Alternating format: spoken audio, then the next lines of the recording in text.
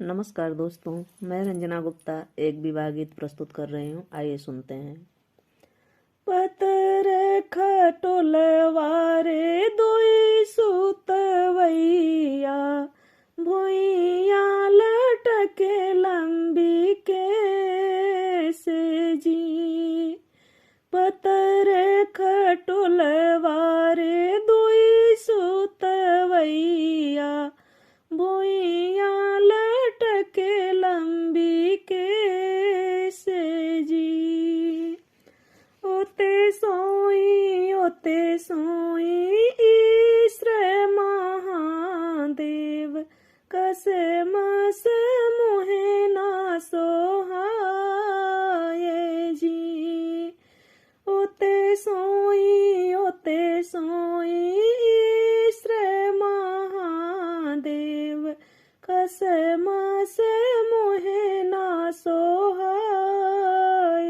जी।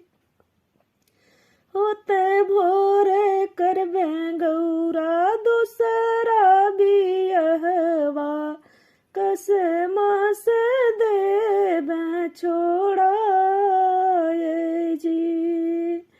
होते भोरे करबे गौरा दूसरे बियहवा, कसे मस देबे छोड़ाये जी। कामा में पैबे सिवे अंगना से कंगना, कहाँ पैबे कलसा भराई जी। कहाँ पैबे सिवे अंगन कंगन, कहाँ पैबे कलसा भराई जी। कहाँ पैबे महादेव मोरे ऐसन रनिया, कैले बे दूसरे विवाह जी। कहाँ पैबे महादेव मोरे ऐसन रनिया, कैले बे दूसरे विवाह जी। लोहरा घरे पैबे गौरा अंगन कंगन, कोहरा घरे कलसा भराई जी। लोहरा घरे पैबे गौरा अंगन कंगन, कोहरा घरे कलसा भराई जी। राम नगर पैबे तुरे ऐसन रनिया, करबो में दूसरे विवाह जी। राम नगर पैबो तुरे ऐसन रनिया, करबो में दूसरे विवाह जी। काखे में धोतिया रे हाथे में लोटिया, गौरा चल लिया स्नान जी।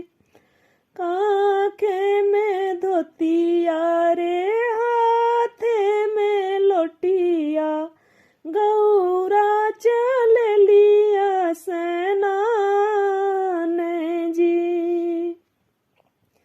के करे दुआरे मैया बाजन बाजे, के करे हो खेला विवाह जी।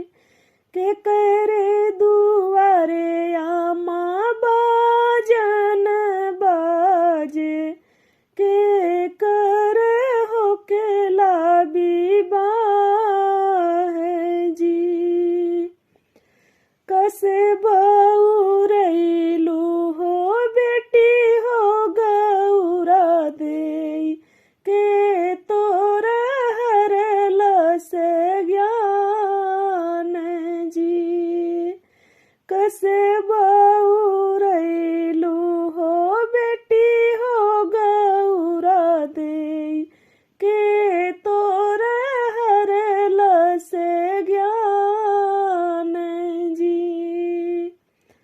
राम नगर बेटी बाजन बाजेला, शिव जी का दूसरा विवाह है जी।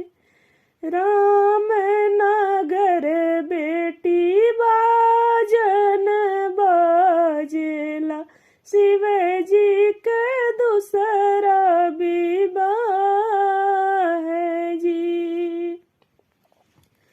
पियरी धोतिया हो पियर जनेउआ, महादेव दुआरे पठाड़े जी। पियरी धोतिया हो पियर जनेउआ, महादेव दुआरा पठाड़े जी। बाहर बाटू की भीतरी गौरा, सवती पर छिले जाहू जी। बाहरी बाटू की भीतरी गौरा, सवती पर छिले जाहू जी। किया मोर हई देवरनिया जेठनिया, किया मोर पुता बहुआ रे जी। किया मोर हई देवरनिया जेठनिया, किया मोर पुता बहुआ रे जी। इत जे हई मोरी जन्म सवतिया, मोरे पीठी दरी है अंगार जी। इत जे हई मोरी जन्म सवतिया, मोरे पीठी दरी है अंगार जी। घूंघटा उठाई जब चित में गौरा दे, सुना बहिना अरज हमार जी।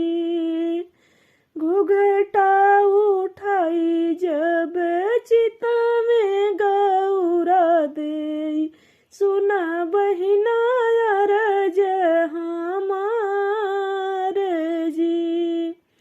नाही हम हई बहिना जनमली सवतिया, तोहरा रचब जेवनार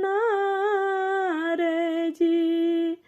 नाही हम हई बहिना तोहरी सवतिया, तोहरा रचब जेवनार जी। महादेव के सजिया परग नाही देबो, जब लक जिंदगी हमार जी। महादेव के सजिया परग नाही देबो, हम हाई बहिन तोहार जी। महादेव के सजिया